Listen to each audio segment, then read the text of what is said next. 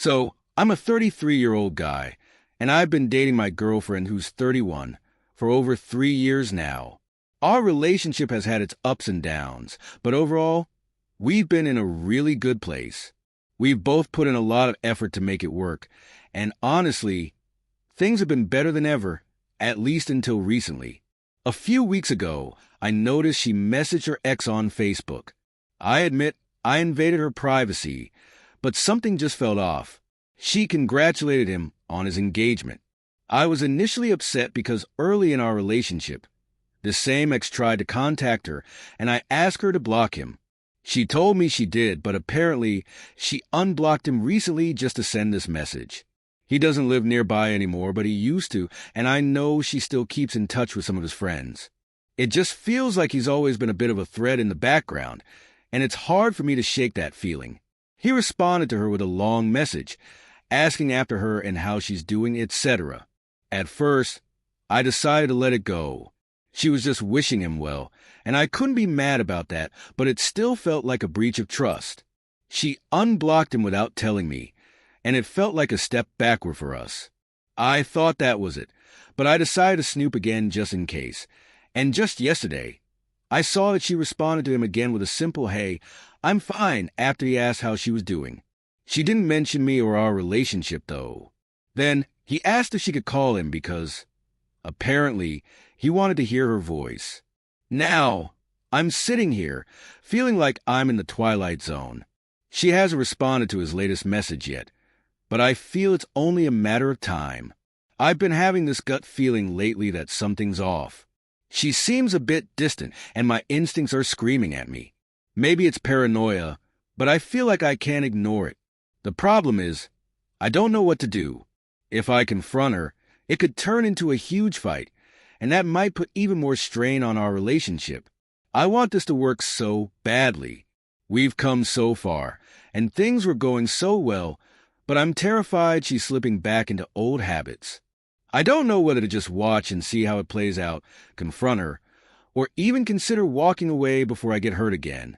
I'm really torn here and could use some advice. How would you handle this? Should I confront her, or am I overreacting? It's been a few weeks since I started keeping an eye on her messages, and I can't stop thinking about what I found. She's having a full-blown emotional affair with her ex at this point. They've been talking every day since he broke up with his girlfriend, and it's gone way beyond just catching up. They're reminiscing, sharing personal stuff, and she's acting like he understands her better than anyone else.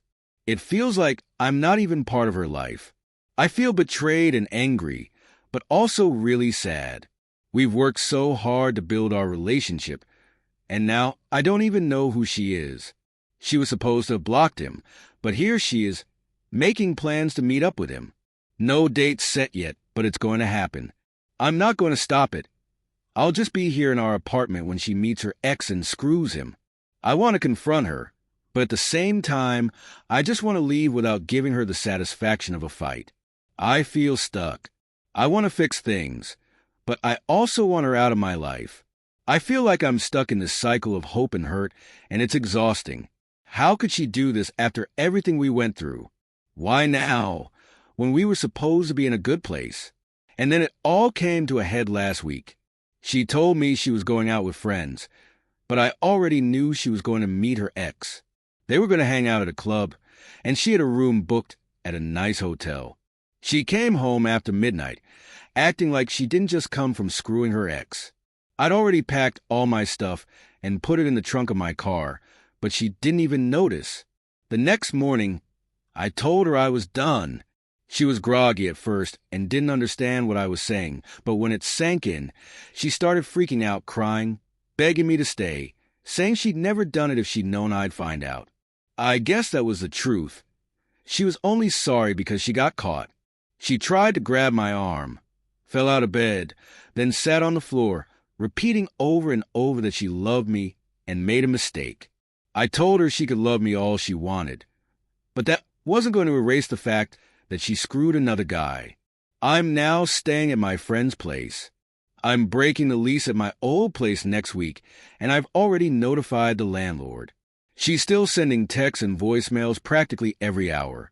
She even had one of her friends call me, telling me she's a mess and that I shouldn't just throw away everything we had. I'm just keeping quiet and trying to move on with my life. I've been lurking on this sub for a while, and I finally worked up the courage to post now that I've made some significant progress in my journey. My wife, 44, and I, 45, have been married for 23 years and together for 24. We have 2 adult children, 23 and 22, and one still living with us. We're nearing the end of our divorce process. Mediation was amicable, and it's complete. The paperwork should be submitted to the court by the end of the week. The dissolution will be effective by the end of November, and she'll be moving out of state while I stay local with my son. We're finally listing the house, and I'm hoping it'll sell quickly since we're still living in it together. There are some things that are not so good. She had an online affair 8 years ago with an ex. When I found out, we went through individual and couples counseling for 1.5 to 2 years. I forgave her and we moved on, except it turns out she didn't move on. She never ended the affair. When her affair partner divorced, the affair became physical. She found out she wasn't his only relationship, so she cheated on him and me, of course, with another affair partner. She literally had just met him, and he was only 5 years older than our daughter. I found all this out over a couple of months, starting in mid-June. It turns out almost everyone knew, and some even encouraged it. My mother-in-law has been helping and actively encouraging her the whole time. Friends I've known forever, who were at my wedding, knew all her friends and co-workers knew about one or both affairs. The feelings of hurt and betrayal are overwhelming. I've been with her most of my life, and she casually threw away our relationship just because it made her feel good about herself. There's so much more, but I just can't put it into words right now. I've been in individual counseling, and it's helping tremendously, but it's a long road to come back from. I'm pretty sure it'll be a long time before I can even think about dating again. I have a lot of healing to do. My priorities are getting myself healthy and making sure I'm a good parent to my kids. I want to make my new home with my son as positive as possible, even though the sadness weighs heavy on me. I'm considering attending meetups, but I think I'll wait until spring since my true passion is hiking. Sorry for the wall of text, but I'd really appreciate any advice or suggestions. Reading your stories here has been inspiring, and I'm grateful to be part of such a supportive community. Update: how do I get over the specific aspect? I recently shared my story in the divorce sub, but I think this question is more suited for here, so I'll try to keep it brief. My wife, 44, and I, 45, were married for 23 years. She had an emotional affair back in 2010, which led to counseling for both of us for 1.5 to 2 years. Before the affair, she had always refused to send me any kind of erotic, sexy, or even flirtatious pictures. Unfortunately, she was very willing to do this for her affair partner. This came up in counseling, and it was determined that she simply didn't feel comfortable crossing this boundary with me. It was really difficult for me to process, and it's something that's bothered me deeply. Fast forward to this summer, when I discovered some painful truths. She never ended the affair from 2010. It had progressed to a fully physical affair. She also started a new affair with a much younger partner she had just met. The more I dug, the more I found, and it hurt. What really kills me is how I would have been overjoyed to receive the sweet, semi-erotic pictures she had sent to her affair partners, let alone the full-on nude and explicit ones. The time and energy she invested into hundreds of these pictures and videos shocked me. When I first found out, I was torn about whether our marriage could be repaired.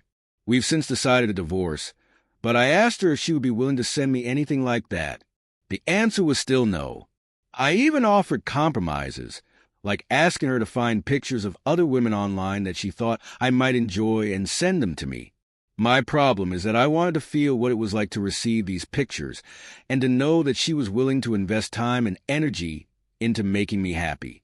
Her compromise was to offer pictures and videos from other women, which she gave me her blessing to accept.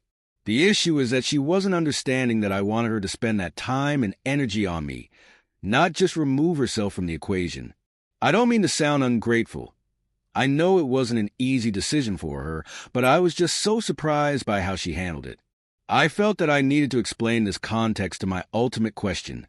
How do I get over the fact that she chose to do these things for at least two other people, but refused to do them for me? I'll never understand her motivations, but how can I deal with this specific issue and move on from it? I think it's because this was such a tangible part of the affairs, and it's something I particularly latched onto because it was always denied to me. Thank you for listening, and I appreciate any advice you have.